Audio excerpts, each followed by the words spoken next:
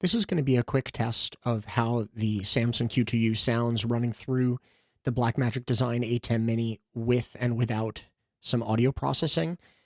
Teddy and I have been sharing notes on preferred settings for audio processing in the ATEM. So this is the Samsung Q2U, and I'm just going to do a quick sample. I'll record it twice. The first time is going to be with kind of my current draft audio processing, and then the second is going to be unprocessed. Then I'll go back and play the processed again and see if we can hear the difference. Peter Piper picked a peck of pickled peppers, and she sells seashells by the seashore.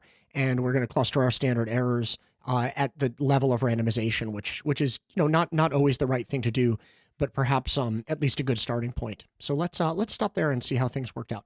Peter Piper picked a peck of pickled peppers, and she sells seashells by the seashore.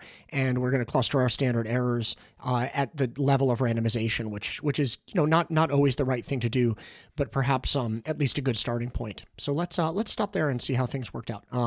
Peter Piper picked a peck of pickled peppers, and she sells seashells by the seashore.